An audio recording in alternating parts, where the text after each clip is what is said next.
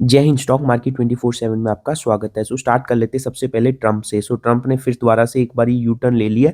इस बारी U turn कहाँ पर लिया? ट्रंप ने पूरी दुनिया पे टैरिफ लगा रखे थे स्टील एंड एल्यूमिनियम इंपोर्ट्स पे। आपको पता होगा इंडिया और यूएस की ट्रेड डील ऑलरेडी मतलब फाइनल स्टेज पर हो चुकी है, बस अब पेपर वर्क होना बाकी है। उसमें भी स्टील एंड एल्यूमिनियम को इंक्लूड नहीं किया गया था क्योंकि पूरी दुनिया पर ट्रंप ने इस पर अलग से टैरिफ लगा रखे हैं। अब ट्रंप एडमिनिस्ट्रेशन का कहना है, ऐसी रिपोर्ट्स निकल के आई हैं, वो जो स्टील एंड एल्यूमिनियम पर टैरिफ लगाए हुए हैं उन्होंने उसको वापस ले सकते हैं, जो कि कुछ स्टॉक्स के लिए काफ़ी पॉजिटिव हो जाता है। आप वेदांता को अपने रडार पे रख सकते हो, हिंडाल्को को अपने रडार पे रख सकते हो एंड जीएसडब्ल्यू को अपने रडार पे रख सकते हो, क्योंकि ये वो वाले स्टॉक्स हैं जिनको डायरेक्टली फायदा हो सकता है अगर यूएस उस पर इंपोर्ट ड्यूटी कम करता है, टैरिफ कम करता है। आगे चलते हैं, आगे बात कर लेते हैं पीएम मोदी की। जैसे आपको पता होगा फ्रांस के जो मैक्रोन हो वो इंडिया ऑलरेडी आए हुए हैं। पीएम मोदी ने कल स्पीच भी दी थी, उसमें उन्होंने कहा था कि जो एक हेलीकॉप्टर H125 है ना वो इंडिया में बनेगा, जो कि बहुत बड़ी बात हो जाती है। और उन्होंने अपनी स्पीच में एक स्पेशल मेंशन किया था, ये जो हेलीकॉप्टर है ना इसके पास एक वर्ल्ड रिकॉर्ड है, बहुत ही मतलब किसी और हेलीकॉप्टर के पास वो रिकॉर्ड नहीं है। ये हेलीकॉप्टर 4 मिनट तक एवरेस्ट पे लैंडिंग की थी और वहां से इसने टेक ऑफ किया था, जो कि बहुत बड़ी बात हो जाती है किसी भी एविएशन कंपनी के लिए, किसी भी हेलीकॉप्टर के लिए। अब ये वाले हेलीकॉप्टर्स भी इंडिया में बनेंगे, जिससे इंडिया का एक तो जॉब्स मिलेंगी लोगों को, और दूसरा टेक्नोलॉजी इंडिया में आएंगी और धीरे धीरे दुनिया की बड़ी बड़ी कंपनियां इंडिया में प्लेन्स और हेलीकॉप्टर्स बनाने की फैक्ट्री सेटअप करेगी, जो कि इंडिया के लिए बहुत ही पॉजिटिव हो जाता है। एंड मार्क माई वर्ड्स, ये आने वाले टाइम पे आप देखना डिफेंस में हम इतना ज़्यादा एक्सपोर्ट करेंगे ना दूसरे देशों को, इससे हमारा ट्रेड डेफिसिट और ज़्यादा कम होगा, जो कि हमारी इकोनॉमी के लिए बहुत ही अच्छी बात हो जाती है। ये फैक्ट्री कहाँ पर लगने वाली है? ये फैक्ट्री कर्नाटका में लगने वाली है। और आपको एक और बात बता दूं मैं, ये ऐसा नहीं होगा कि अभी मोदी जी ने अनाउंसमेंट की है फिर 10 साल बाद फैक्ट्री लगेगी और 20 साल बाद हेलीकॉप्टर बनकर बाहर आएगा उस फैक्ट्री से। ये फैक्ट्री 2026 में कल मैक्रोन और मोदी जी ने वर्चुअली इसकी इनॉग्रेशन ऑलरेडी कर दी है, और जो फर्स्ट हेलीकॉप्टर है वो 2027 तक मतलब बनकर तैयार भी हो जाएगा इस फैक्ट्री से। मतलब हमारी सरकार भी बहुत फास्ट स्केल पर काम कर रही है, जो कि अच्छी बात हो जाती है, क्योंकि जनरली इंडियन सरकार इस बात में बदनाम रहती है कि मतलब टाइम बहुत ज़्यादा लेते हैं किसी भी प्रोजेक्ट को करने में, 10-10 20-20 साल लगा देते हैं। बट आजकल सरकार फास्ट ट्रैक पे चल रही है, जो कि बहुत अच्छी बात हो जाती है। इस फैक्ट्री में स्टार्टिंग में 10 यूनिट्स बनेंगे हेलीकॉप्टर के, बाद में उसको यूनिट्स को नंबर्स को बढ़ाया जाएगा और एक्सपोर्ट भी किया जाएगा इस फैक्ट्री से। अब बात कर लेते हैं, ये जो जॉइंट वेंचर है ये है जॉइंट वेंचर एयरबस पर और टाटा एडवांस सिस्टम मिलकर जहाज बनाएंगे इंडिया में। आप देखो अब इंडियन कंपनीज, प्राइवेट सेक्टर की कंपनीज भी इसमें आ रही हैं। ये थोड़ा एचएएल के लिए नेगेटिव हो जाता है, क्योंकि पहले एचएएल हिंदुस्तान एरोनॉटिक्स ही अकेला हवाई जहाज हेलीकॉप्टर इंडिया में बनाता था, प्राइवेट सेक्टर आ गए। इससे क्या होगा ना, इससे हमारे देश की एक तो प्राइवेट कंपनीज का नाम आगे आएगा, वो प्रॉफिट जनरेट करेंगी, सरकार को टैक्स मिलेगा।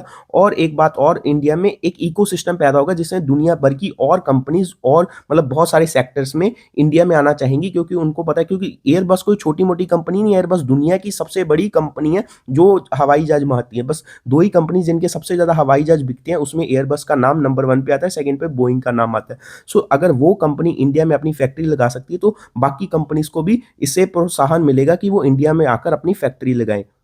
और ये जो स्टेप लिया ना इंडियन गवर्नमेंट ने प्राइवेट सेक्टर को एंट्री देकर, ये भी बहुत ही मतलब वेलकमिंग स्टेप है, क्योंकि जो कंपनीज होती हैं ना, इन्वेस्टर्स होते हैं, उनको मतलब सरकारी कंपनीज बहुत ज़्यादा पसंद नहीं होती, क्योंकि उनमें थोड़ा सा डिले रहता है, सरकार से परमिशन आएंगी और वो डिले चलता रहता है उनका। और वहाँ पर जो लोग काम करते हैं वो भी, उनका भी थोड़ा सा ऐसा ही बिहेवियर रहता है, क्योंकि उनको पता है उनकी नौकरी तो सेफ है, उनको कुछ होने वाला तो है नहीं ऐसे, मतलब तो उनका काम करने का कोई ऐसा खासा मन रहता नहीं है। इसके कारण जो सरकारी कंपनीज होती हैं उनका प्रोडक्टिविटी इतनी बढ़िया हो नहीं पाती। जो ये जहाज है एक सिविल के लिए बनेगा, जो आम लोगों के लिए बनेगा H125, जो मैंने आपको बता दिया ऑलरेडी, उसके पास रिकॉर्ड है एवरेस्ट से लैंडिंग और टेक ऑफ करने का, जो कि और भी किसी भी हेलीकॉप्टर के पास नहीं है, जो कि इस हेलीकॉप्टर को बहुत ही खास बना देता है। और मिलिट्री गेट का हेलीकॉप्टर भी इंडिया में बनेगा, जिसका नाम होगा H25M। ये जो हेलीकॉप्टर है, क्योंकि इंडिया के पास चीता एंड चेतक हेलीकॉप्टर्स हैं, इनकी फ्लीट ऑलरेडी एजिंग हो चुकी है, मतलब रिटायर होने वाली हो चुकी है। उस जगह पर ये वाले हेलीकॉप्टर्स जगह ले लेंगे और ये इंडिया में ही बनेंगे। हमारा डॉलर बाहर वाली कंट्री में नहीं जाएगा, जो कि बहुत अच्छी बात हो जाती है। और इसमें भी बहुत सारे कंपोनेंट्स इस जहाज में इंडिया में जो कंपोनेंट्स होंगे वो इंडियन ही होंगे, जो एक और अच्छी बात हो जाती है। हमारे जो डोमेस्टिक छोटी कंपनियां जो ऑटो पार्ट्स बनाने वाली, हवाई जहाज के रिलेटेड पार्ट्स बनाने वाली कंपनीज को भी काफ़ी बूस्ट मिलेगा, उनका प्रॉफिट बढ़ेगा। सो अब बात कर लिए साउथ एशियन हब। सो मतलब इस ये जो जहाज बनेगा ना वो मेड इन इंडिया होगा, और साउथ ईस्ट एशियन कंट्रीज है ना जो आसपास हमारी कंट्रीज है उनको भी बनाकर एक्सपोर्ट करेंगे, क्योंकि इस जहाज की डिमांड बहुत ज़्यादा है और ये number one best selling helicopter भी है। इस कारण से इसकी डिमांड बहुत ज़्यादा रहती है। सो हम एक्सपोर्ट भी करेंगे अपने आसपास वाले देशों को, और ये ग्लोबल सप्लाई चेन में इंडिया का नाम बहुत ऊपर लेकर आ जाता है, क्योंकि दुनिया में फोर्थ हो जाएगा इंडिया ऐसा कंट्री जिसमें इस हेलीकॉप्टर को लेकर असेंबली लाइन होगी। सो पहला तो यूएसए, फ्रांस एंड ब्राजील, तीन ही देश इंडिया के ऊपर होंगे। सो इंडिया एक मतलब टॉप ब्राइट स्पॉट पे रहेगा, वो पूरी दुनिया की हम इंडिया पे नजरें आ जाएंगी।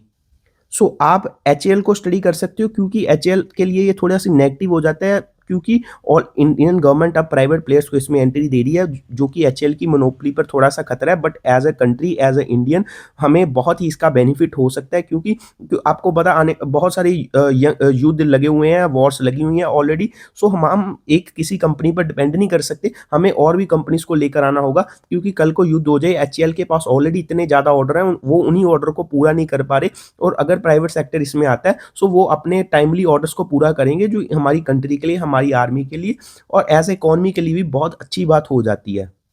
सो अब बात कर लेते हैं यूएसए और ईरान की। यूएसए और ईरान की कल मीटिंग हुई थी, और मीटिंग में से पॉजिटिव बात निकल के आई है, हम उसको डिस्कस कर लेते हैं। सो जो ईरान के फॉरेन मिनिस्टर जी हैं उनका कहना है, अब्बास जी का कहना है, जो बातचीत थी बहुत कंस्ट्रक्टिव थी, मतलब पॉजिटिव थी, और बोथ साइड मतलब दोनों साइडें एग्री हो गई हैं फर्दर ड्राफ्ट टेक्स्ट करने में, और पोटेंशियल एग्रीमेंट पे भी एग्री हो गई हैं, जो कि बहुत अच्छी बात हो जाती है। क्यों अच्छी बात हो जाती है? सो इसके कारण क्रूड ऑयल के प्राइसेस गिरेंगे, जो कि हमारी इकोनॉमी के लिए बहुत ही पॉजिटिव हो जाता है, क्योंकि हम एक क्रूड ऑयल को इंपोर्ट करते हैं और हमारा जो बिल होता है बहुत हाई रहता है, इसके कारण हमारा ट्रेड डेफिसिट भी बढ़ जाता है।